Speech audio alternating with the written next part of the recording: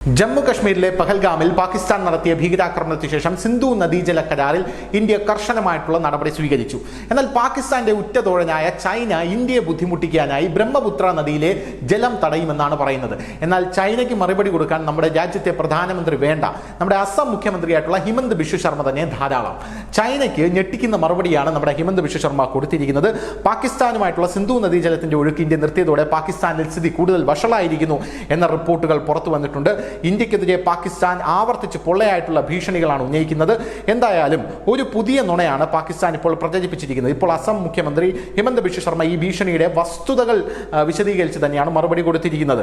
ഇന്ന് ഇന്ത്യയിലെ ബ്രഹ്മപുത്ര നദിയുടെ ഒഴുക്ക് ചൈനയിൽ നിന്നുള്ള വെള്ളത്തെ ആശ്രയിച്ചിരിക്കുന്നു എന്ന പാകിസ്ഥാന്റെ സിദ്ധാന്തത്തെ അദ്ദേഹം പരിപൂർണമായി നിരാകരിക്കുകയാണ്. അങ്ങനെയല്ല നമ്മുടെ ബ്രഹ്മപുത്ര നദിയിൽ നിന്ന് വെള്ളം ഒഴുകുന്നത് എന്നുള്ളതാണ് സോഷ്യൽ മീഡിയ പ്ലാറ്റ്ഫോം എക്സിലെ ഒരു പോസ്റ്റിൽ അദ്ദേഹം വിശദീകരിച്ചു. ബ്രഹ്മപുത്ര നദിയിൽ ഇന്ത്യയിൽ സ്വയം പര്യാപ്തമാക്കുന്നതും അതിന്റെ ഒഴുക്ക് നിലനിർത്താൻ ചൈനയിൽ നിന്നുള്ള വെള്ളത്തെ ആശ്രയിക്കേണ്ടതില്ലാത്തതും എങ്ങനെ എന്നാണ് അദ്ദേഹം പറയുന്നത്. ഹിമന്ത ബിശ്വ ശർമ്മയുടെ അഭിപ്രായത്തിൽ ബ്രഹ്മപുത്രയുടെ മൊത്തം ജലപ്രവാഹത്തിൽ ചൈന 30 മുതൽ 35% മാത്രമേ സംഭാവന ചെയ്യുന്നുള്ളൂ.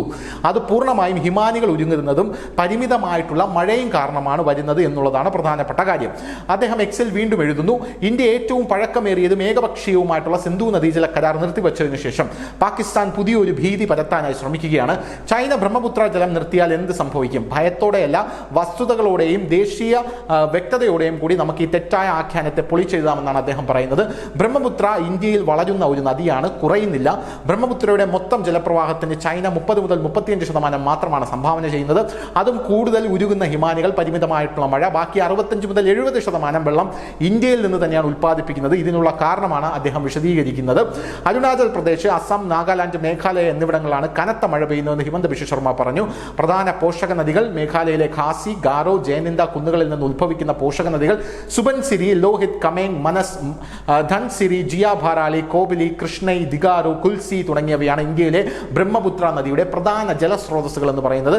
ഇന്ത്യ ചൈന അതിർത്തിയിൽ ബ്രഹ്മപുത്ര നദിയുടെ ഒഴുക്ക് 2000 മുതൽ 3000 ക്യൂബിക് മീറ്റർ അല്ലെങ്കിൽ സെക്കൻഡ് ആയി തുടരുന്നു. അതേസമയം ഗുവാഹത്തി പോലുള്ള അസാമിലെ സമതലങ്ങളിൽ ഈ ഒഴുക്ക് മൺസൂൺ സമയത്ത് 15000 മുതൽ 20000 ക്യൂബിക് മീറ്റർ ആയി വർദ്ധിക്കുന്നു എന്നുള്ളതാണ് പ്രത്യേകമായിട്ടുള്ള കാരണമെന്ന് പറയുന്നത്. ബ്രഹ്മപുത്ര നദി ഒരു പ്രത്യേക ജലസ്രോതസ്സിനെയും ആശ്രയിക്കുന്നില്ല എന്നും കൃത്യമായി ഹിമന്ത ബിശ്വ ശർമ്മ പറയുന്നുണ്ട്. അതുകൊണ്ട് ചൈനയ്ക്ക് ബ്രഹ്മപുത്ര നദിയിൽ യാതൊന്നും തന്നെ ചെയ്യാനായി സാധിക്കില്ല എന്നാണ് ഇപ്പോൾ കൃത്യമായി അദ്ദേഹം പറയുന്നത്. പക്ഷേ ഇന്ത്യക്ക് പലതും ചെയ്യാൻ സാധിക്കും. News desk, news India Malayalam.